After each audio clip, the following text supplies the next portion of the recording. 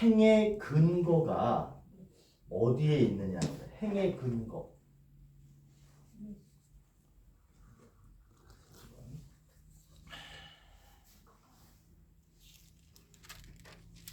행의 근거가 어디에 있느냐는 거예요.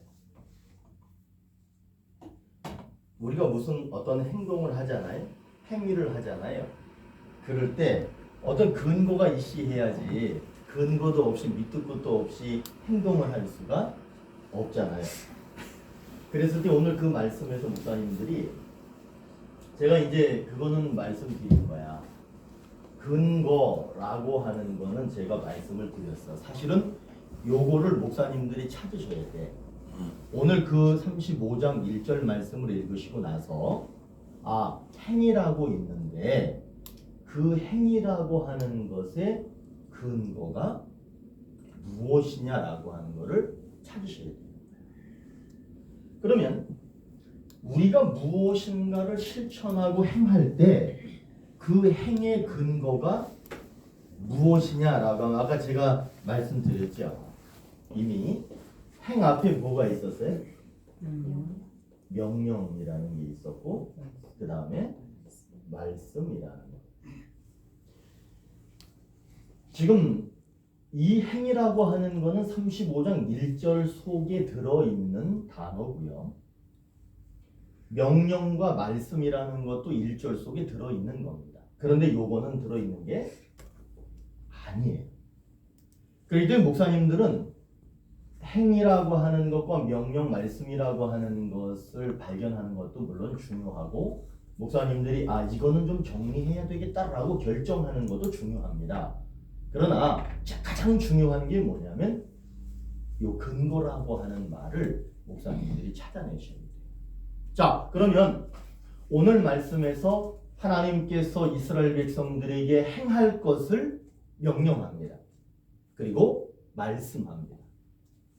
그런데 그 행의 근거가 뭐냐 하면 그대로예요. 그대로 명령이고요. 말씀인 거예요. 우리들은 어쩌면 우리들의 경험을 중요하게 여길 수도 있습니다. 그런데 이 경험이라고 하는 것이 어떤 것을 근거로 이루어져야 되느냐 하면 당연히 명령과 말씀을 경험한 것을 근거로 해서 행하는 거죠. 목회 계획을 세우시죠. 목회 계획을 세우시고 목회 철학도 있으실 겁니다. 이런 것들도 역시 그냥 지도해봤더니 그렇더라라고 하는 것이 아니라 분명히 목회 계획이나 목회 철학이라고 하는 것을 행할 때에는 반드시 기록된 말씀과 기록된 말씀이 우리들에게 명령으로서의 말씀인지 아니면 복음으로서의 말씀인지 그런 것들을 찾아보는 것이 중요합니다. 그러니까 오늘 행의 근거는 뭐냐 하면 명령이에요. 그리고 행의 근거는 하나님의 말씀으로 이루어져야 되는 거예요. 그러면 우리들이 제가 이제 이렇게 목회하면서 많은 분들을 보면 목회 계획, 목회 철학, 그 다음에 그 해의 표어를 정하고 하잖아요. 그 해의 표어도 정하고 영구적인 표어도 정하고 그 교회가 지향해야 될 뭐 10년에 10년 목표 이런 건 많은 것을 합니다. 다 행하는 거예요. 그런데 이런 것들을 정하기 전에 반드시 하나님의 명령과 말씀이라고 하는 것. 왜 그러느냐? 말씀과 명령은 우리들이 행할 모든 것의 근거가 된다라고 하는 것을 잘 찾아보셔야 됩니다. 그러면 이제 다시 한번 말씀을 한번 읽어보실 텐데 읽으시면서 한번 느껴보세요. 행위라고 하는 것의 근거가 명령이고 말씀이구나 라고 하는 것을 한번 보시죠. 다시 한번 읽어보실게요. 시작. 모세가 이스라엘 자손의 온 회중을 모으고 그들에게 이르되 여호와께서 너희에게 명령하사 행하게 하신 말씀이 이러하니라. 그렇죠. 우리가 해야 될 많은 일들이 있습니다. 근데 그것의 근거는 그분의 명령이고 그분의 말씀인 거죠. 그러면 제가 목사님들한테 여쭤볼게요. 하나님께서 우리에게 말씀하시기도 하고요. 우리에게 명령하시기도 하는데 이 말씀과 명령이 같은 거예요? 다른 거예요? 어떻게 다르죠? 제가 이제 수도 없이 여기서 계속 얘기하는 것들인데 명령을 우리는 뭐라고 얘기하느냐 하면 율법이라고 얘기를 하고요. 말씀을 우리는 복음이라고 얘기합니다. 이제는 목사님들이 외우셔야 되는 게 있어. 그죠? 그 외워야 되는 게 뭐예요? 하나님의, 제가 요것만 쓰고 다음부터는 이제 안 쓸 거야. 하나님의 말씀을 명령으로 받으면 뭐예요? 받으면 율법이고, 하나님의 말씀을 약속으로 받으면 뭐예요? 복음인 거예요. 자, 이거는 그냥 외우셔야 돼. 자, 하나님의 말씀을 명령으로 받으면 율법이고, 약속으로 받으면 복음이다. 결국에 뭐냐 하면 요 말씀이라고 하는 것이 명령이면서 약속이고요, 율법이면서 복음인 거예요. 그러니까 명령과 말씀은 율법과 복음이라고 하는 것으로 표현이 되지만 하나님께서는 이것을 동일하게 보십니다.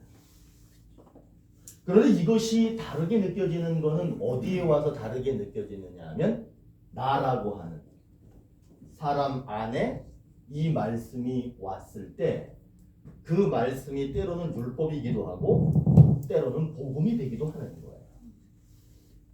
제가 이제 되게 많이 얘기했죠, 이거는. 그러니까 우리들은 하나님의 말씀은 명령이면서 말씀이면서 율법이면서 복음인 거예요.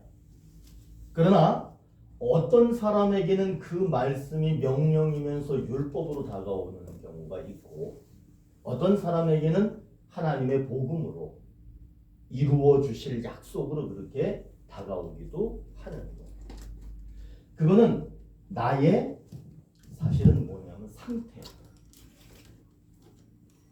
나의 상태에 따라서 말씀이 율법이 되기도 하고 복음이 되기도 하는 거죠.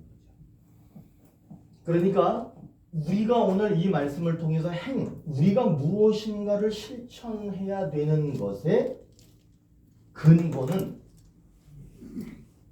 하나님의 입장에서는 이것이 다 동일한 것이지만 우리들의 입장에서는 그것이 다르게 느껴질 수 있다는 거예요. 오늘은 내가 왠지 아무런 꺼리낌도 없이 하나님 앞에 꺼리낌 없이 괜찮은 사람인 것처럼 느껴져요. 그러면 하나님의 말씀이 탁 왔을 때 그게 다 이렇게 들릴 거예요. 복음으로 탁 들릴 거야. 그런데 오늘 아침에 대판 싸우고 나왔어. 아니 막 심지어는 막 욕 막 한마디 하고 나왔어. 차 타고 오시면서 욕 안 하셨나 몰라. 자, 그럴 때는 하나님 말씀이 딱 왔을 때 왠지 모르게 명령과 율법으로 말씀이 다가오기도 할 거예요. 그러니까 여기서 중요한 용어가 하나 추가됩니다. 그것이 뭐냐 하면 방향이라는 거예요. 우리가 하나님의 입장으로 하나님을 향해서 이렇게 보면은요, 하나님은 모든 것이 동일하신 거예요. 그러나 하나님이 우리를 향해서 이렇게 방향을 잡으셨을 때 그 하나님의 말씀이 율법이 되기도 하고 복음이 되기도 합니다. 그런데 여기는 변하지 않습니다. 이거는 불변합니다.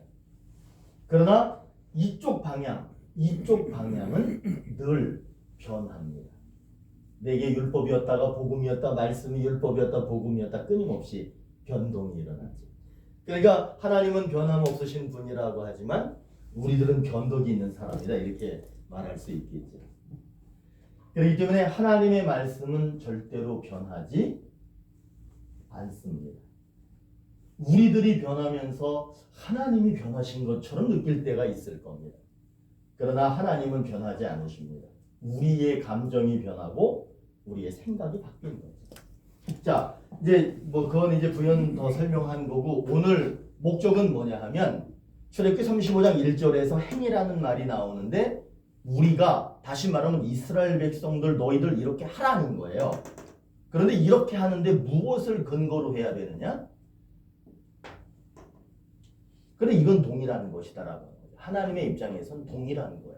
받아들이는 입장이 달라지는 거지. 그렇게 얘기하고 있습니다.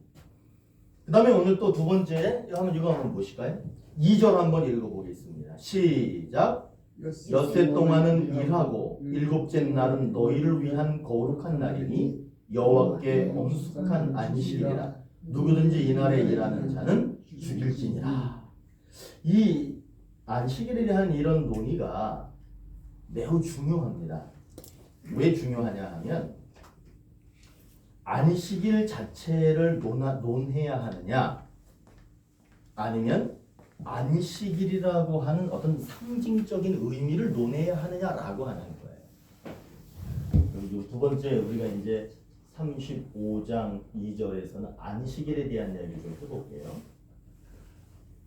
이 안식일이라고 하는 것을 어떤 단체에서는 이 안식일이 매우 중요합니다. 그러니까 안식일이라고 하는 그 자체가 매우 중요하게 여겨지는 그런 단체가 있고요.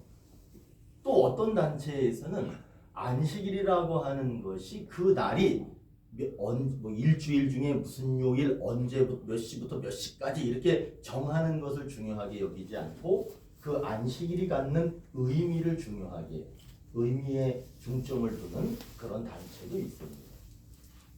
제가 이제 뭐 어디다 이렇게는 얘기 안 할게요. 근데 분명히 그렇게 돼 있다는 거예요.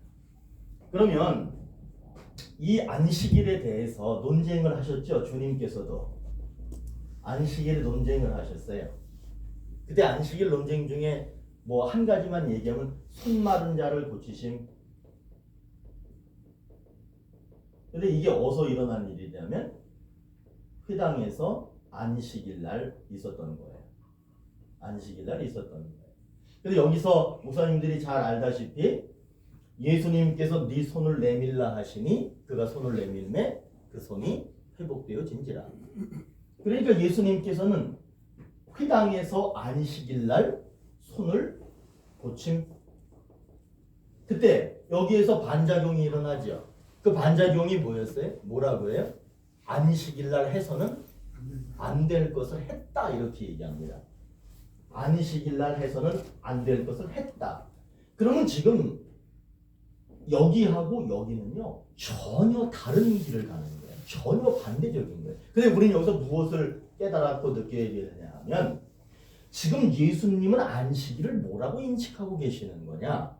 또 바리새인들 또는 그 회당을 지키는 회당장들, 서기관들 이런 사람들은 안식일을 어떻게 인식하고 있느냐라고 하는 겁니다. 이 두 사람을요 붙여놓으면은요 싸움이 끝나게요 안 끝나게? 안 끝나. 왜냐하면 왜 안 끝나냐 하면 서로 생각하는 의미가 다르기 때문에 그렇습니다. 이 사람들은요 며칠 날 몇 시부터 몇 시까지라고 하는 그것을 안식일이라고 여기는 거예요. 그러나 우리 주님께서는 몇 시부터 며칠 날 언제부터 언제까지라고 하는 시간적인 개념이 아닌 거예요. 이분의 개념은 뭐예요? 여기가 목적이야. 근데 이 사람들은 안식일이라는 이 자체가 목적인 거예요. 제가 요즘에는 이제 그런 거 아세요? 어떤 교회는 월요일 날을 주일로 지키는 교회 있어요. 월요일이 주일로 지키는 교회가 있습니다. 그러면은 왜 당신네는 월요일 날 주일 지키는 거야? 그럼 물어보면은 주일날 예배를 전혀 어떻게든 할 수 없는 상황인 거예요. 그렇기 때문에 월요일날 정해서 주님을 찬양하고 주님께 기도하면서 그렇게 예배를 드리는 거예요. 그러니까 그런 개념으로 볼 때 니네 잘못됐다 라고 말할 수 있는 거냐. 여기서 보면 잘못된 거예요. 그러나 구원적 입장에서 보면 잘못된 것은 아닙니다. 꼭 여기에 주일이라는 말을 붙이지 않고 월요일날 모여서 예배 드리는 거예요. 주님의 이름으로 주님의 구원을 찬양하는 거죠. 그렇게. 그렇기 때문에 안식일이라고 하는 거, 제가 이제 지금 왜 이런 얘기를 계속하느냐 하면 항상 이쪽 의견이 있고요, 이쪽 의견이 있어요. 의견이 이렇게 나뉜다는 말이에요. 이거를 우리는 극이라고 그러죠. 극이야, 극. 그런데 여기에도 의견이 있어요. 양쪽 의견을 수렴하는. 그런데 그거 아셔야 돼요. 바리새인과 예수님은 여기에 절대로 하나 될 수 없었습니다. 극과 극으로 가신 거예요. 그러면 우리들은 이제 다 알았잖아. 예수님은 이렇게 하셨고 여기는 이렇게 하셨고. 그러면 이제 우리들이 지향할 게 뭐냐면 여기를 지향해요. 우리들은 그냥 끝까지 이것만 주장하면 이 사람들이 이렇게 주장하는 거에 대해서 우리도 할 말이 없는 거예요. 그 사람들 자기들이 옳다라고 얘기하는데, 그렇기 때문에 우리들은 그걸 수렴할 수 있는 그런, 그게 이제 신학을 한 사람들의 특권이기도 하고 어떤 그릇이기도 하죠. 수렴할 수 있는. 그래서 성경을 해석하실 때에도 늘 보실 게 뭐냐 하면 이렇게 서로 반대적인 입장에 있는 경우들이 많이 있습니다. 그럴 때 이 성경을 어떻게 해석할 것이고 이거를 어떻게 설교해낼 것이냐라는 거예요. 서로 반대적인 입장에 있을 때, 그러면은 얘네들은 무조건 다 틀렸다, 여기는 무조건 맞다, 이렇게 하면은 이분법적이야. 이분법적으로 나누어지게 되면은, 제가 볼 땐 이분법적으로 나누어질 거는 뭐가 있느냐 하면 천국과 지옥이 있어요. 네. 주님이 계시고요, 그 다음에 타종교가 있어요. 이런 거는 무조건 나눠야 됩니다. 그러나 그 이외에 하나님께서 구원을 이루시기 위해서 행하셨던 것들은 어느 정도는 유도리는 있긴 있어요. 그러니까 정확하게 나눠야 될 건 나눠야 됩니다. 절대로 하나 될 수 없는, 물과 기름 하나 안 되죠. 그런 것처럼 분명히 나누어질 건 나눠야 돼요. 그거는 우리가 불변의 진리를 가지고 계셔야 되지만 어떤 면에서는 우리가 어느 정도는 이해하면서 갈 것들이 있는데, 이거를 우리가 이해하려면, 이 사람들을 이해하려면 어떻게 해야 되냐면 상징적 의미로서의 안식일을 갖는. 그래서 저 사람들이 왜 안식일에 대해서 저렇게 열광하고 그 안식일 자체가 우상화되어 있는 그런 것들도 우리가 이제 볼 수 있게 되겠죠. 그래서 안식일은 오늘 그 말씀에서 보시면 안식일에 대해서 뭐라고 얘기하느냐 하면 2절에 다시 한번 제가 천천히 읽어드릴게요. 엿새 동안은 일하고 일곱째 날은, 그 다음에 거기 뭐예요? 너희를 위한 거룩한 날. 그러니까 안식일은 누구를 위한 거예요? 너시 라고 하는 거예요. 그러니까 안식일 자체가 우상화되면 안 되는 거예요.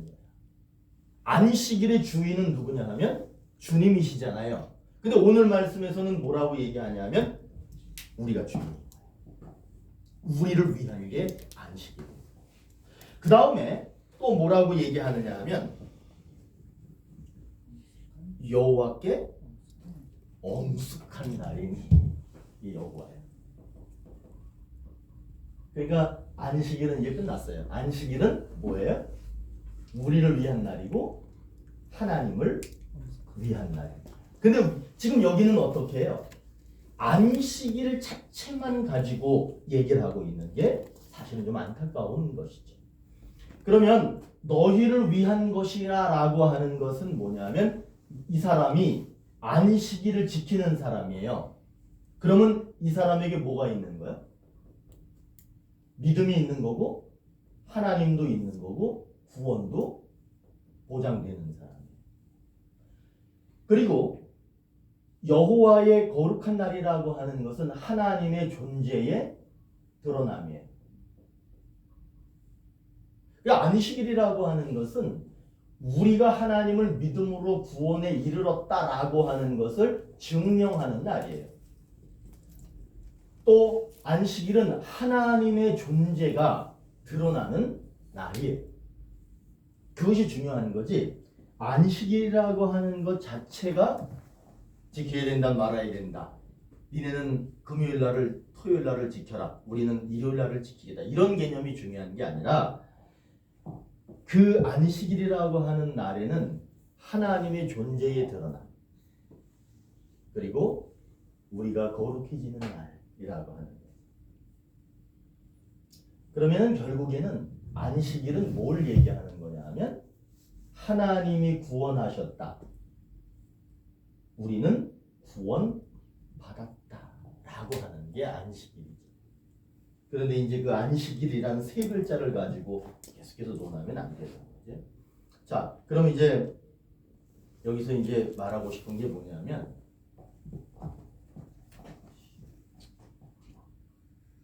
이거 다 알고 이제 35장 2절에서 안식일에 대해서 뭘 하고 있는 거냐면 정의를 내리고 있는 거예요. 그러면 안식일의 정의가 뭐냐 하면 너희를 위한 거고요. 그 다음에 여호와를 위한 날. 근데 여기서 안식일 날 뭘 해야 된다. 옛날에 나 교회 처음 나갔을 때 고3 때 나갔을 때가 89년도 뭐 그때는 90년대 그때 교회 처음 나갔는데 그때 주일날은 집에서 200m 이상 벗어나지 마라. 그런 거 해보셨잖아. 절대로 막 부엌에서 뚝딱거리면서 음식 요란스럽게 하지 마라. 그래가지고 되게 막 그 부자연스러웠어. 교회 다니 주일만 되면 막 부자연스러워. 근데 지금 보니까 무슨 그런 것들을 하고 안 하고가 중요한 게 아니라 안식일은 우리를 위한 날이야. 우리가 자유로워야 돼. 아마 제가 그 설교한 것 중에 하나가 뭐냐면 주일날 뭐 해야 됩니까? 라는 설교 하나 있는 것 같아. 주일날 뭐 해야 됩니까? 라는 설교를 제가 분석해서 했던 적이 있는데 주일날 해야 될 게 있어.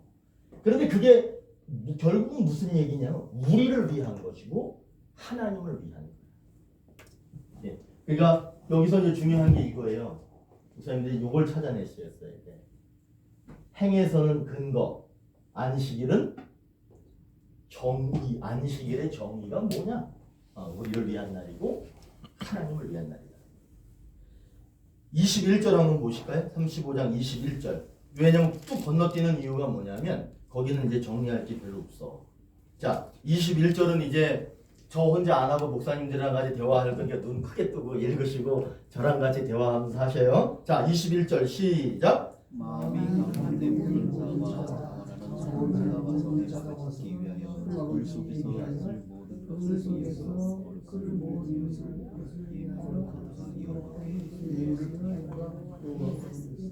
네, 거기 보니까 뭘 얘기하는 것 같으세요? 21절에서는 자, 마음이 감동된 모든 자, 자원하는 모든 자, 이런 사람들이 회막을 짓기 위해서 필요한 것들을 가져왔대죠. 그리고 났는데 그 가져온 것이 뭐냐 하면 예물이에요. 예물에 대한 이야기를 하고 싶은 거예요. 예물. 그러면 예물이 뭐 어떻다는 거예요? 예물 했을 때 요걸 요런 거 생각하셔야 돼요. 요거. 네. 예물에 대한 정의가 있는지 근거가 있는지 뭐가 있는지를 보셔야 돼요. 예물에 대해서 뭘 얘기하는 거냐면 그럼 제가 그거만 읽어드릴 테니까 한번 뭔지를 한번 딱 상상해 보세요. 마음이 감동된 자원하는, 그러니까 이거는 지금 예물을 드리는 사람에 대해서 얘기하는 거죠. 예물을 드리는데 마음이 감동돼야 되고 자원하는 마음도 있어야 되는 거예요. 그러면 그거는 예물을 드리는 그 사람이 뭘 얘기하는 거냐면 자세. 그렇죠. 자세, 태도를 얘기하는 거예요. 그러니까 예물이라고 하는 것은요, 반드시 예물이라고 하는 것은 첫 번째가 있고요, 두 번째가 있어요. 그런데 놀라운 게 뭐냐면 이거는요, 하나예요. 하나예요. 그러면 첫 번째가 제가 빼놓고 얘기하고 두 번째만 얘기할게요. 두 번째는 뭐냐 하면 거의 물질인 경우가 많습니다. 그래서 우리들은 예물을 드릴 때 물질을 드리면 예물 드렸다라고 생각하죠.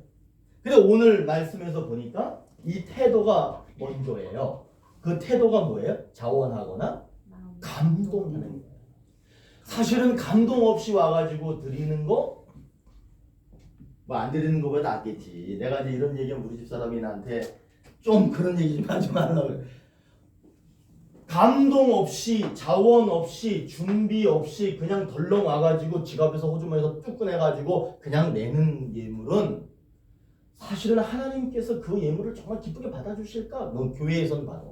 담임 목사님 돈 내구나. 오케이 잘했어. 이렇게 할지 모르지만 목사님은 그렇게 할지 모르지만 하나님이 그렇게 하실 거냐는 거예요. 그때 반드시 예물을 드리는 태도는 물질을 드리는 것도 맞지만 무엇이 중요해요? 그렇죠. 마음. 이 마음 속에 뭐가 있대요? 감동이 있어야 되고요. 자원해야 돼. 내가 또 난 이거 드리고 싶어. 막 드리고 싶어서 미치는 거야. 토요일 밤에 주일날 돼서 이거 갖다 드려야 되는데 막 빨리 드리고 싶어서 막 잠을 못 자. 그게 있어야 돼. 그걸 먼저 잊고 나서 그게 예물인 거지. 그러니까 예물, 하나님이 받으시는 예물은 태도가 중요합니다. 이게 중요한 게 오늘 그 말씀하고 계시는 거예요. 태도가 중요하다. 근데 목사님들 이걸 아셔야 돼. 태도라고 하는 이 단어를 찾지 못하면, 이 단어를 앞에다 이렇게 쓰지 못하면 나머지가 별로 재미가 없어요. 이걸 꼭 찾아내셔야 돼요. 태도. 예물은 태도. 부자와 과부고, 신약에서는 부자와 과부고요. 구약에서는 가인과 아벨이잖아요. 부자. 네. 그다음에 과부의 과부. 둘의 돈. 둘의 돈 드린 거. 구약에서는 가인과 아벨이잖아요. 가인, 아벨. 아벨. 네, 그렇죠. 이렇게 되죠. 그리고 이제 제가 이제 설교하는 그 본문 중에 되게 중요하게 여기는 게 뭐냐면 예물을 드리려다가 형제하고 싸운 일이 있으면 예물을 제단에 두고 가서 형제와 화목하고 나서 예물을 드리라. 하나님께서 받으시는 예물이 뭐냐 하면은 여기서는 마음이잖아요. 오늘 출애굽기 35장 21절에서는 마음이잖아요. 근데 지금 제가 말씀드린 거 있잖아요. 그거는 뭐냐면 화목이에요. 가정에서 신나게 싸우고 나와가지고 예물 드린다? 그 예물 아닌 거야. 제가 좀 단호하게 말씀드리는 돈 안 드리는 게 나아. 내가 그래서 우리 교인들한테 돈 안 드려도 된다고 그래. 그러니까 우리 집 사람이 집에 올 때 나한테 뭐라 안 드린 게 아니라 교회에다 두고 갔다 오래. 교회다 두고 갔다 오랬잖아요. 그러니까 하고 오래전에 하고 빨리 갔다 와서 화해하고 빨리 드리려 이거죠. 아주 안 드리면 안 되니까. 교회 또 실적 올라가야 되니까. 그러니까 하여튼 뭐 목사님들은 다 맞고 그런데 중요한 게 뭐냐면 보이지 않는 거 있잖아요. 보이지 않는 것이 먼저 드려져야 돼요. 그리고 나서 보이는 걸 드리는 거예요. 근데 우리는 보이는 것을 드리면 보이지 않는 것도 다 드리는 줄 알아. 좀 목사님들께서 교회 안에 분위기를 좀 바꿔가셨으면 좋겠어. 교인들의 신앙이 정말 하나님으로부터 구원받은 신앙이 되려면 하나님은 뭘 보신대요? 충실. 이게 뭐냐 하면 마음 아니에요. 뇌, 신경 뭐 이런 거겠죠. 그러면 여기 안 보이는 거예요. 집에서 막 연락에 싸우고 나서 하나님한테 돈 100만 원 드린다. 저희도 제가 이제 제 모교회가 건축을 할 때 우리도 이제 우리 아내랑 같이 의논해서 그동안에 우리 적금 들은 게 얼마나 있지? 적금 낸 거 그냥 과감하게 딱 깨서 딱 드린 적이 있었어. 건축 헌금으로. 그런데 우리가 이렇게 들으면 적금을 뭐 많이 들어놨는데 그거를 그냥 한 번에 더 이렇게 그 적금을 중간에 깨면 손해가 막 있잖아요. 손해가 있든 말든 그거 신경 쓰지 말자 하고 깨서 드린 적이 있어. 그러면은 그걸 보면 야 대단한 것 같다. 아니야, 이게 뭐 대단? 이게 더 대단.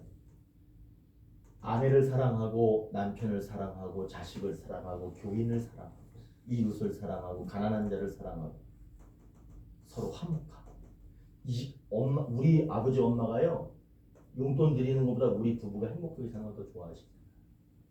우리 자식들이 이제 다 출가시키시고 막 하셨잖아요. 걔네들이 돈 잘 벌고 그렇게 연봉 높아가지고 사는 것도 중요하지만 자식 새끼 잘 낳고 잘 키우고 예쁘게 그렇게 오선도선 살아가는 게 더 중요하다. 그러면 우리 하나님 똑같지.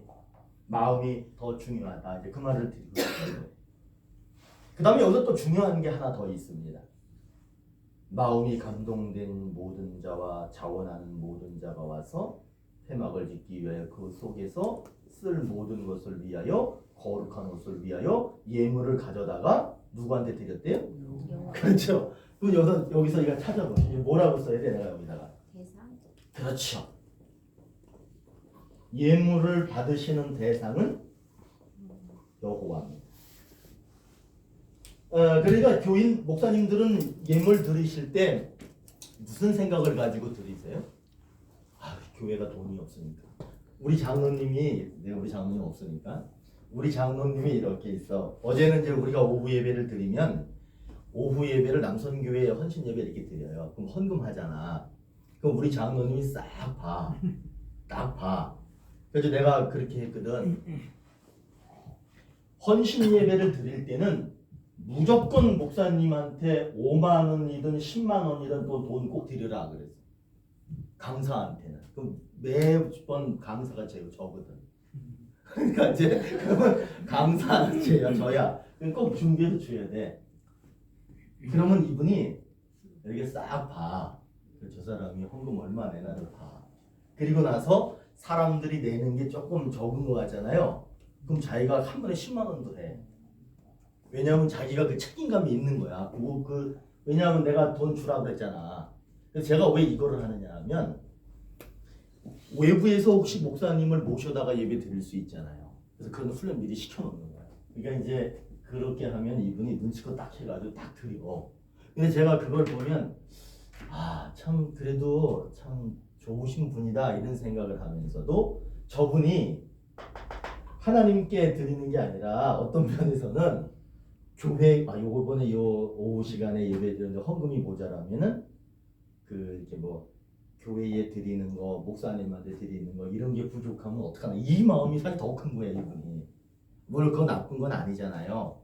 그거 나쁘다라고 얘기하는 게 아닌데 그럴 수도 있다는 거예요. 그러나 우리들은 하나님. 그렇죠.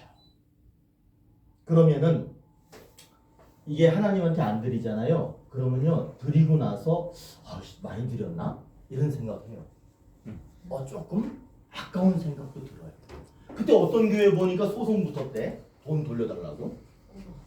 헌금을 냈는데 자기가 뭐 1억을 냈다나 2억을 냈다나 뭐 그래서 그것도 한 번에 낸 것도 토탈 쭉 낸 거를 자기가 어디다 써놨는지 계산을 해보니까 돌려달래.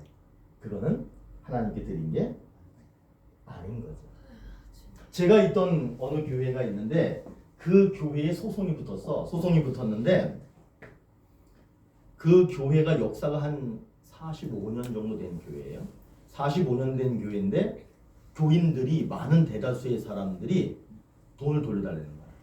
교회 열 받은 거야. 교회한테 화난 거야. 그래가지고 돈 돌려달라는 거야. 그래가지고 어떤 일이 벌어졌느냐면 그동안에 냈던 헌금 봉투들을 교회 안에 창고 안에 어마어마하게 많더만. 큰 창고 안에 헌금 봉투 그 많은데 그걸 다 꺼내가지고 예를 들어서 아무개 권사가 소송했잖아. 그 사람 봉투를 다 찾는 거야. 그거는 교회한테 주고요. 목사 사람한테 주고 그런 거야. 하나님께 드리는 거야. 지금 우리가요. 남의 교회 얘기 같지만 실제적으로 우리의 신앙 상태가 어떠니 정말 중요한 것 같아요. 정말 하나님께 드려야지. 그게 예물이지. 그러니까 왜 이런 현상들이 벌어지느냐 하면 요게 1번인 거야. 요게 1번인데 요게 1번이고 요게 1번이잖아요. 1번이 없어진 거야. 이렇게 됩니다. 그러면은 그런 현상 벌어져. 그래가지고 그 펑크 봉투 막 그 곰팡이 피어가지고 막 썩어 들어가는 봉투들을 다 찾는 거야. 나는 손도 안 댔어. 나는 그 이해가 안 가네. 그런 경우가 생기면 안 되지. 아유 우리 이쁜 따님 오셨네.